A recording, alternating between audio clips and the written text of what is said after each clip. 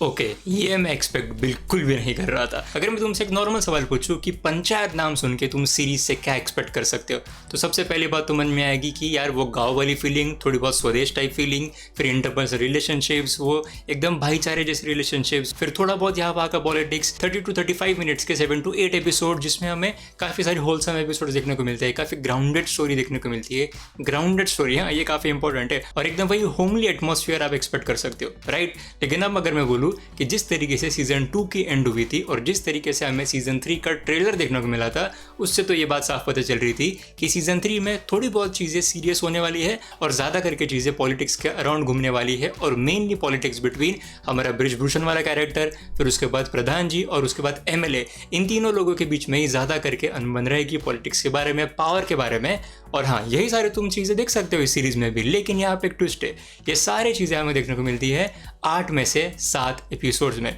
और जो आखिरी एपिसोड है 8वां एपिसोड, दैट वॉज समथिंग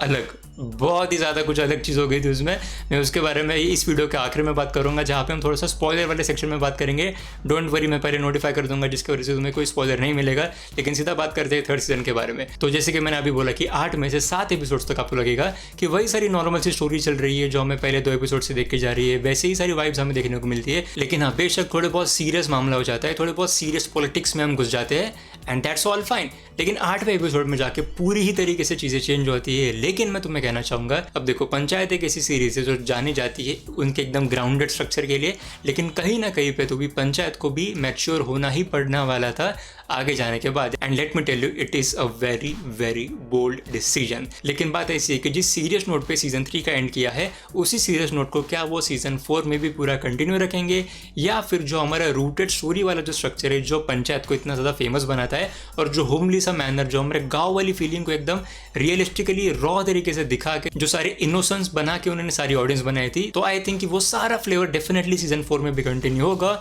लेकिन चीज़ें डेफिनेटली बहुत सीरियस होने वाली है। और एक और चीज़ जो उन्होंने काफ़ी अच्छी तरीके से पुल ऑफ करी सीजन में, वो थी कुछ पुराने वाले कैरेक्टर्स को वापस लाने की। एंड दैट क्लियरली मीन्स कि जो राइटर्स है पंचायत के, they really know their characters, और उन कैरेक्टर्स की कितनी ज़्यादा फेवरेटिज्म है ऑडियंसेस के बीच में भी। मतलब बेसिकली तुम्हें मैं बोलूँ कि सीजन 1 और सीजन 2 में कुछ कुछ कैरेक्टर्स हमें देखने को मिले थे जो काफ़ी उनके छाप छोड़ के गए थे, वो यहाँ पे फिर से रिटर्न आते हैं, छोटे से रोल में आते हैं। लेकिन हाँ, ऐसी बात नहीं थी कि बस उन्हें एक फ़ैन फेवरेटनेस के बदौलत ही ला के पटक दिया गया हो, ज़्यादा कुछ सीन दिए नहीं हो, ऐसा नहीं है। इनफैक्ट जो अच्छी चीज़ मुझे लगी वो ये थी कि उन्हें फिर से ला तो गया है, उसके बाद भी उन्हें कुछ अच्छा मिशन दिया है, या ऐसे कह सकते हो कि उन्हें एक प्रॉपर पर्पस दिया है जो पूरे स्टोरी को अच्छी तरीके से ड्राइव करता है, या फिर कह सकते हो एक अच्छा टर्निंग पॉइंट भी बना देता है। And that is why I appreciated the writing, क्योंकि उन्हें ऑब्वियसली पता था कि उनके कौन से कैरेक्टर्स है जिन्हें वो फिर से ला सकते हैं। फिर से लाने के बाद भी ऐसा नहीं कि बस ला ही दिया गया हो, लेकिन उसके बाद भी उन्हें अच्छा खासा पर्पस दिया। That was pretty good.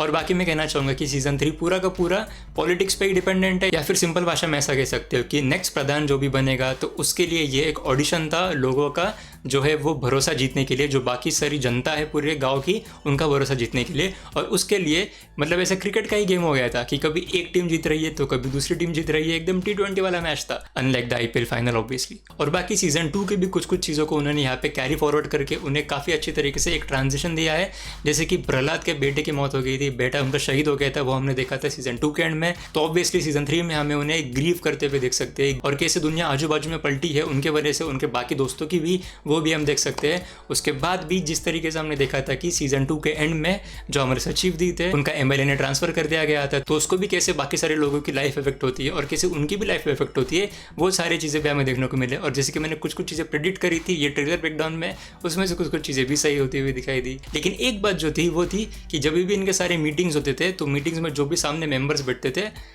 क्यों थे, मतलब उनका कुछ काम था ही नहीं। क्योंकि अगर भूषण कुछ चीज़ बोलता था तो ये सब बोलते थे हाँ हाँ ठीक है, सही बात बोल रहा है, सही बात बोल रहा है। लेकिन फिर ऑन द अदर हैंड अगर सामने से प्रधान जी कुछ बोलते थे तो उनको भी सारे मीटिंग वालों का वही रिस्पॉन्स होता था कि हाँ हाँ ठीक है, ये सही बोल रही है, सही बोल रहे हैं।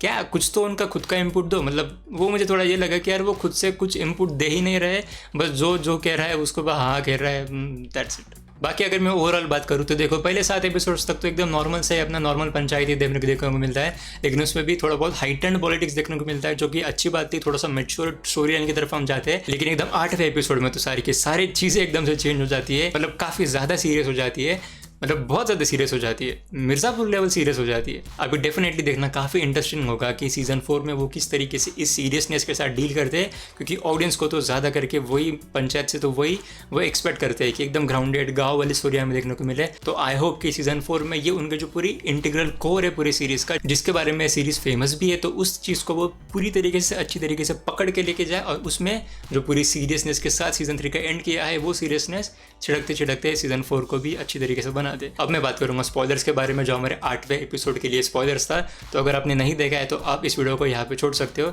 एनीवेज, क्या था वो एंडिंग? पहले तो बात करनी पड़ेगी यार वो घोड़े की डील के बारे में। वो घोड़े वाली स्टोरी लाइन काफ़ी अच्छी तरीके से उन्होंने यूज़ करी, और उसके साथ ही साथ जो मैं बात कर रहा था कि जो रिटर्निंग कैरेक्टर्स थे जो पहले के सीजन के थे, इसको फिर से बुला के उसको अच्छा खासा पर्पस देना,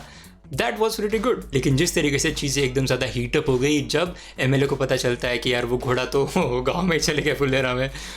that was just something else. वहाँ से चीज़ें एकदम से ज़्यादा टेंशन पकड़ में आ गई, लेकिन वहाँ पे भी हमें ऐसा पता लग रहा था, लेकिन वहाँ पे भी हम गेस कर सकते हैं कि यार इतना ज़्यादा तो कुछ होगा नहीं, मतलब गोली चलाना वुड बी जस्ट बहुत ज़्यादा पीक हो जाएगा, तो गोली तो कोई भी चलाएगा नहीं ऐसा लग रहा था। एंड डेफिनेटली वो सारी चीज़ें खत्म हो गए। फिर उसके बाद कुछ 20 मिनट बाकी थे शायद एपिसोड के, तो मुझे लगा यार ठीक है वो नॉर्मल से ही हग विक कर लेंगे, नॉर्मल से ही बात कर लेंगे और सीज़न खत्म हो जाएगा। लेकिन उसके बाद में भी जो हमें टर्निंग पॉइंट्स देखने को मिले, और अगर मैं ऑनेस्टली बताऊँ तो जब वो सारे बंदूक का जो चक्कर शुरू हुआ था स्टार्टिंग में, तो मुझे याद आया था कि ट्रेलर में हमें कुछ ग्लिम्सेस देखने को मिले थे, जहाँ पे हमें रात के सीन्स देखने को मिले थे, जहाँ पे लाठी से या फिर कुछ तो फाइटिंग सीन्स चल रहे थे। तब मेरे दिमाग में था वो, लेकिन फिर जैसे ही वो सारा सीन खत्म हो गया मेरे दिमाग से निकल गया। फिर उसके बाद जो बुलेट वाला चेस सीन हुआ, जब अभिषेक को एग्जाम के लिए जाना था, वो वाले सीन में भी इतना ज़्यादा टेंशन फील था, लेकिन वहाँ पे भी जब उसने गोली मारी तब मुझे लगा अच्छा ठीक है अब सीज़न खत्म हो गया। लेकिन फिर उसके बाद से फिर से कुछ ना कुछ बाकी था, मतलब एंड हो रहा है नहीं हो रहा है, एंड हो रहा है नहीं हो रहा है, ये वाला सस्पेंस मुझे काफ़ी अच्छा लगा एंड में। फिर उसके बाद जो फाइनल हॉस्पिटल वाली फाइट शुरू हो गई, तब मुझे याद आया कि अच्छा ये वाले फाइट के ग्लिम्सेस हमें देखने को मिले थे ट्रेलर में। एंड जो थप्पड़ मारा अभिषेक ने भूषण को, और हाँ वो वाली जो फाइट सीन थी उसके बारे में भी कहना चाहूँगा कि again was a very organic very grounded fight, क्योंकि जो ट्रेंड आदमी नहीं है, जो बस नॉर्मल झगड़े वैसे ही होते हैं, नॉर्मल झगड़े नॉर्मल एक दूसरे को मारना वैसा ही होता है। मतलब कोई एकदम क्लिनिकली मारता नहीं है, कोई एकदम क्लिनिकली पंच मारता नहीं है, कोई एकदम जुजुत्सु जैसा कोई मारता नहीं है, जो दिखा उससे मार दिया, कैसा भी मार दिया, मैं भी मार रहा हूँ, मुझे भी मार खाने को मिल रहा है। तो प्लीज़ मुझे इंस्टाग्राम और ट्विटर पे फॉलो कर लेना इस नीचे दिए हुए हैंडल पे, तो मेरे चैनल पे बाकी वीडियोस भी चेकआउट कर सकते हो। And as always thank you so much for watching. लेकिन सीजन 7 लेकिन एपिसोड 8 इज़ जस्ट द, लेकिन एपिसोड 8 में तो, लेकिन आखिरी एपिसोड में तो सारे के सारे चीज़ें चेंज होते हैं, लेकिन एपिसोड के